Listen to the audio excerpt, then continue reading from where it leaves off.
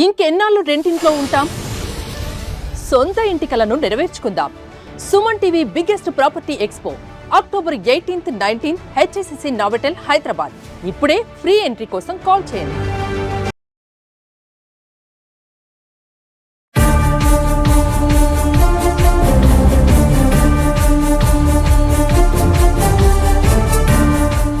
నమస్తే, welcome back to Suman TV. Present మనతో పాటు ఉన్నారు ఎనలిస్ట్ మందర్ కృష్ణారెడ్డి గారు. నమస్తే సార్. నమస్తే అమ్మా. సార్, లే ఆఫ్స్ గురించి మనం చాలా వీడియోలో మాట్లాడుకున్నాం. రీసెంట్ గా TCS కూడా మరి 3 నెలల్లోనే 20,000 మందిని ఇప్పుడు ఏంటంటే సడన్ గా తీసేస్తున్నాడు. అంటే ఇంకేం నోటీస్ ఇవ్వకుండా వాళ్ళకి ఇంతకుముందు మనం చెప్పుకున్న వీడియోలు ఏంటంటే 2 సంవత్సరాల జీతం ఇచ్చి మరీ తీసేస్తున్నారు, రిటైర్ అయిన వాళ్ళకి వాలంటీర్ రిటైర్మెంట్ ఇస్తున్నారు అని చెప్పేసి ఇప్పుడు ఏంటంటే సడన్ గా లే ఆఫ్ ప్రకటిస్తున్నారు. ఒక్కసారి వివరాల్లోకి వెళ్తే సార్. ప్రపంచం మొత్తం మీద AI ప్రభావం విపరీతంగా పడింది. ఆర్టిఫిషియల్ ఇంటెలిజెన్సీ విషయం లోపల ఇప్పుడు కాదు, 1 సంవత్సరం 2 సంవత్సరాల నుంచే ప్రతి కంపెనీ కూడా మీ శక్తిని మెరుగుపరచుకోండి, AI విషయం లోపల పూర్తిగా అవగాహనకు రండి, వాటిలో మీరు ట్రైనింగ్ సంపాదించండి, భవిష్యత్ అంతా AIకే ఉంటుంది. AI గురించి పూర్తి అవగాహన లేని వ్యక్తులు కంపెనీలకు పనికిరారు. అంటే చిన్న చిన్న పనులు చేయడానికి పనికొస్తారు తప్ప, చిరుద్యోగులు మాత్రం పనికొస్తారు తప్ప, కాపీ పేస్ట్ లాంటి వాళ్ళు పనికొస్తారు తప్ప, మీరు పూర్తిగా మీరే మీ యంత్రం మీరుగానే ఏదైనా తెలివైనటువంటి ఒక పని దాంట్లో చేయాలి అంటే, మేధోరకమైన పని చేయాలంటే కంపల్సరిగా మీరు ఏ వైపున మీ పూర్తి ఆలోచనలు పెట్టండి. పూర్తిగా దాని లోపల మీరు ట్రైనింగ్ తీసుకోండి. అలా ట్రైన్ అయిపోయిన వాళ్ళే ఉంటారు, మిగతా వాళ్ళు తొలగిపోతారు అన్నట్టుగా అన్ని కంపెనీలు దాదాపు ఉద్యోగస్తులకు హెచ్చరికలు చేస్తూ వచ్చాయి. కానీ చాలామంది ఏంటంటే ఇప్పటికే అనేకం చేసిన తర్వాత ఈ ఉద్యోగంలో కుదురుకున్నాం, హాయిగా ఎంజాయ్ చేస్తున్నాం, జీవితంలో స్థిరపడాలని కోరుకుంటున్నాం, ఇప్పుడు మళ్ళీ క్లాస్ రూమ్లోకి వెళ్ళి ఇప్పుడు మళ్ళీ నేర్చుకొని ఇప్పుడు తెలుసుకొని వచ్చేంత ఓపిక మాకు లేదు, వచ్చినప్పుడు చూసుకున్నాంలే, ఏ అంత ప్రభావం చూపిస్తుందా అన్నట్టుగా చాలా మంది దాన్ని చాలా సామాన్యంగా తీసుకున్నారు. కానీ ఒక పెద్ద ప్రపంచంలాగా వచ్చింది. అంటే మామూలు సునామీ అంటామే, బయట సునామీ వస్తే జనం ఎలా కొట్టుకుపోతారు, ప్రదేశాలు ఎలాగా నాశనం అయిపోతాయో అలాగా అనేది IT రంగంలో ఒక పెద్ద సునామీ. తద్వారా ఏం జరిగిందంటే విప్లవాత్మక మార్పులు వచ్చాయి. వేరే కంపెనీలన్నీ మనకన్నా ముందు పరిగెడుతూ ఉంటే మనం స్లోగా వెనకబడిపోతే మనకు వచ్చే ఆర్డర్స్ రావు, అలాగే మన కంపెనీ ప్రాఫిట్ లో ఉండదు. అప్పుడు ఉన్నటువంటి ఎంప్లాయీస్ కూడా పూర్తిగా జీతాలు ఇవ్వలేని పరిస్థితి ఏర్పడుతుంది. నష్టాల బారిన పడడానికి ఏ కంపెనీ ఒప్పుకోదు. అదేగా వాళ్ళ డిమాండ్స్ అన్ని కస్టమర్స్ అంతా డిమాండ్ చేసేది ఏంటంటే మాకు AIతో కూడినటువంటివి చేసి ఇవ్వండి, మాకు ఇలాంటివి చేయండి, ఇలాంటివి చేయండి వాళ్ళు అడుగుతున్నారు, వాళ్ళు డిమాండ్ చేస్తున్నారు. మరి దాన్ని చేయగలిగే కెపాసిటీ ఈ సెక్షన్స్ లో ఉండేటువంటి ఎంప్లాయీస్ కు లేదు. మరి ఎంప్లాయీస్ ను కంటిన్యూ చేయాలా, దీనిలో ప్రావీణ్యత సంపాదించినటువంటి వ్యక్తులు తీసుకోవాలా అనేది ఒక పెద్ద ప్రశ్న.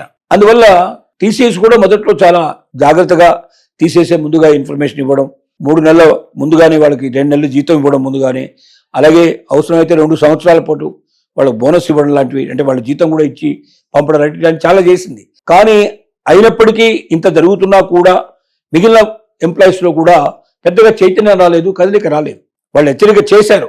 కానీ ఇప్పుడు ఏం జరుగుతుందంటే ఉన్న వాళ్ళని తీసేసి కొత్త వాళ్ళని తీసుకుంటే తప్ప కంపెనీ ముందుకు నడవగలిగలేని పరిస్థితులు ఏర్పడ్డాయి. తర్వాత చిన్న చిన్న ఉద్యోగుల యొక్క కొరత చాలా ఉంది. అంటే ఇప్పుడు రాకముందు ఏమైందంటే వీళ్ళు చేసే ప్రతి పని అంటే వీళ్ళే కింద నుంచి పైదాకా వర్క్ మొత్తం ఒకరే చేసుకోవాల్సిన పరిస్థితి ఉండేది.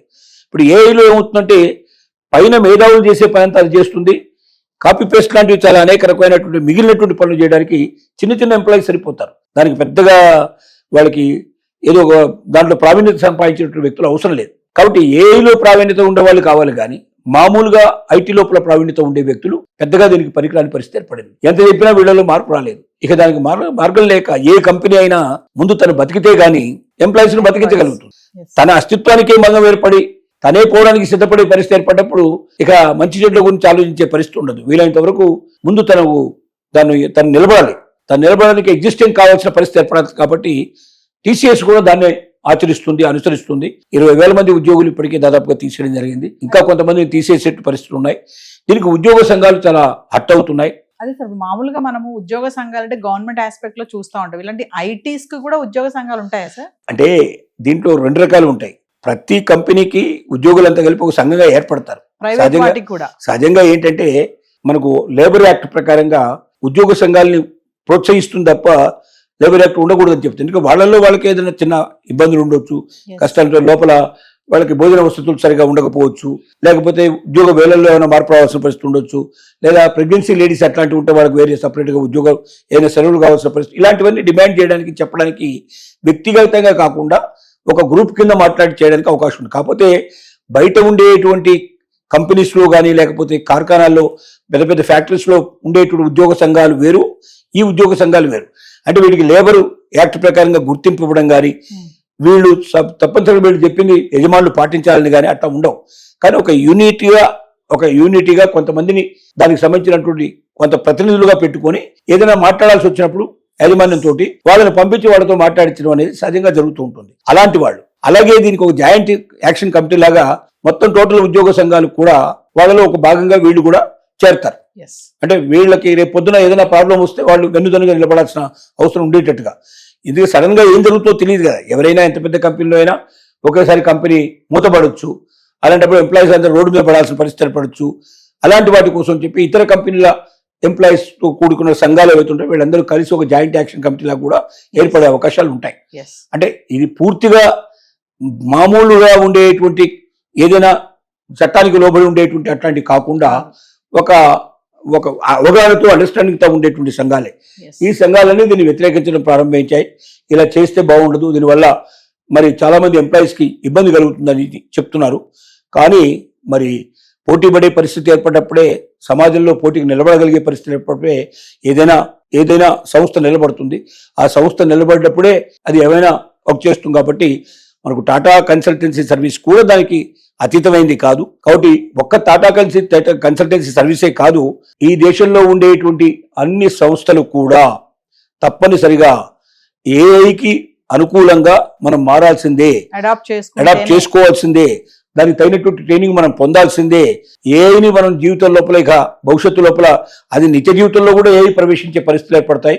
కాబట్టి ఇవాళ సెల్ ఫోన్లో మనం మిగతావన్నీ కూడా ఎలాగ చూస్తున్నామో రేపు పొద్దున ఏఐ తోటి మనమే చేసుకోవాల్సిన పరిస్థితి ఏర్పడుతుంది.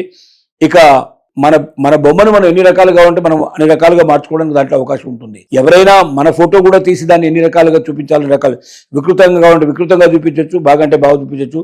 చనిపోయిన వాళ్ళని కూడా మన ఎదురుగా నిలబెట్టి వారితో మాట్లాడించడం, వారితో మనకు సజీవంగా ఉన్నట్టుగా చూపించేటువంటి పరిస్థితులుగా ఇక ఎంతో దూరంలో లేవు, ఇప్పటికే స్టార్ట్ అయినాయి, ఇంకా చాలా ముందుకు వెళ్తున్నాయి. గొప్ప గొప్ప ఆశ్చర్యకరమైనటువంటి విషయాలు ఏఐ ద్వారా జరగబోతున్నాయి. మంచి ఎంత జరుగుతుందో చెడు కూడా అంతే జరిగే అవకాశం ఉంది. కాబట్టి చెడును వీలైనంత వరకు నిరోధిస్తూ మంచిని ముందుకు సాగించడానికి ప్రతి ఎంప్లాయీ సిద్ధపడాలి. ప్రతి ఎంప్లాయీ దానికి ఉద్యుక్తులు కావాలి. లేకపోతే ఏ క్షణంలో ఎవరి ఉద్యోగం ఊడిపోతుందో తెలియని పరిస్థితి మాత్రం తప్పనిసరిగా కొనసాగుతుంది కొంతకాలం. Thank you.